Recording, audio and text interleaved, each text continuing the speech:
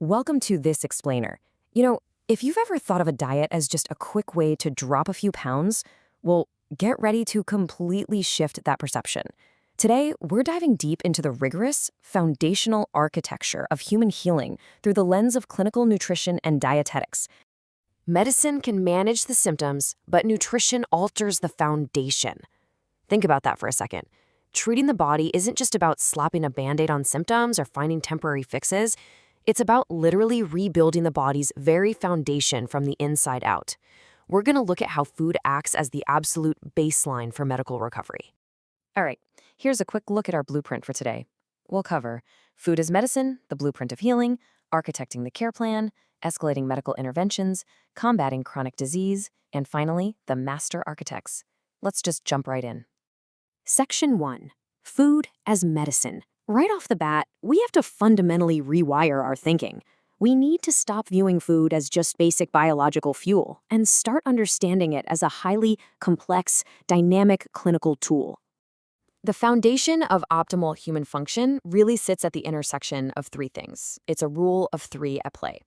Food physically nourishes our biology, right down to the molecular level. But it also symbolically roots our culture. Think about how tied your identity is to a favorite family recipe. And critically, it acts as the clinical cornerstone for managing disease. You really can't separate those three elements. Moving to Section 2, the blueprint of healing. Let's transition away from that outdated idea of just giving basic meal advice and look at the modern gene-influencing reality of clinical care. Notice this stark contrast between these two approaches. The traditional view of dietetics was, kind of reactionary. It focused heavily on preventing basic deficiencies and making sure you got enough calories. But the modern clinical reality, medical nutrition therapy, or MNT, is a totally different ballgame.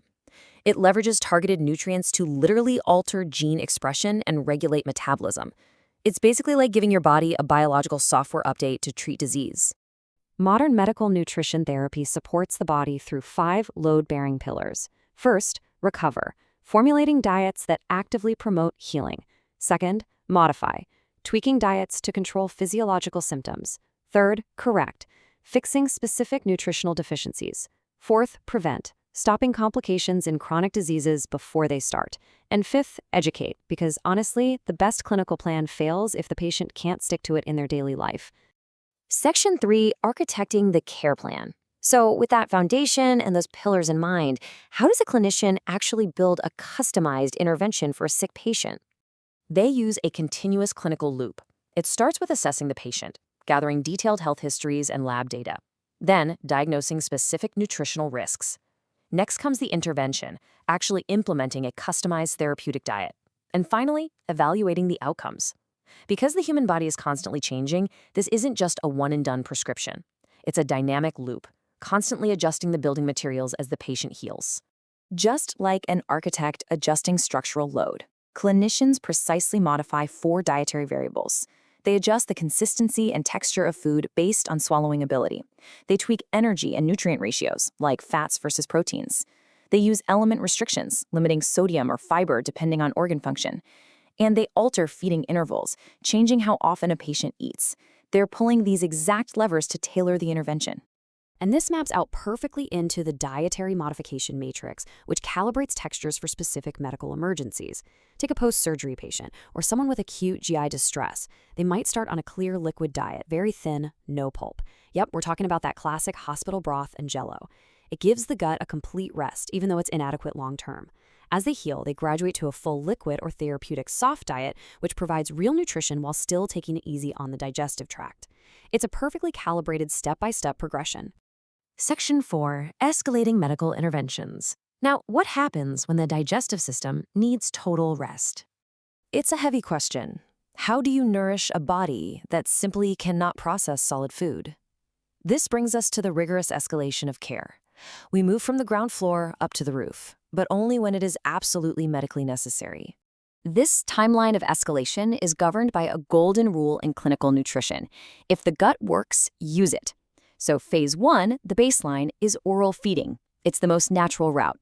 But if there's an impairment, say the patient can't swallow but their stomach still works, we escalate to phase 2, enteral or tube feeding. And at the absolute maximum escalation, phase 3, we use parenteral, or intravenous feeding. We only use this when the GI tract is totally non-functional, delivering special nutrient solutions straight into a vein. Section 5. Combating chronic disease. Understanding these intense interventions is super critical right now because our modern healthcare system is literally buckling under the weight of chronic, non-communicable diseases. Think of it as a massive balancing act. On one side of the equation, we have the deadly burden of our modern diets, packed with high sodium, saturated fats, and refined sugars. That is the catalyst driving obesity, hypertension, and diabetes. But on the other side, we have the profound structural protection offered by things like phytochemicals, whole grains, and lean proteins. It is quite literally a battle between disease and healing. And to prove the power of that protection, look at the data. Massive clinical studies have shown that simply consuming omega-3 fatty acids weekly reduces the risk of sudden heart attack death by an incredible 52%. 52%! That's not a small margin. That is the sheer power of using food as a precise, targeted medical defense. Finally, Section 6, the Master Architects. So, who are the specialized professionals actually overseeing all of this life-saving physiological construction?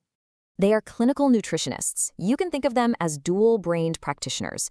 On the one hand, they have to master the uncompromising hard sciences, biochemistry, physiology, pharmacology, but they also have to bridge that with the delicate human arts, psychology, sociology, and counseling. Because let's face it, the most scientifically perfect diet in the world is completely useless if you can't navigate a patient's cultural beliefs or daily habits to help them actually follow it. These practitioners are leading a profound shift in modern medicine. As chronic diseases completely outpace infectious ones globally, we simply can't rely solely on pills to fix us anymore. Our absolute first line of defense has to be targeted clinical nutrition. The future of healthcare is undeniably dietary. As we wrap up this explainer, I want to leave you with this perspective-altering thought. Healing is an architectural process, and food is the building material. Knowing what you know now about how nutrients can literally alter your gene expression and act as a medical intervention, what kind of building materials are you choosing for your own foundation?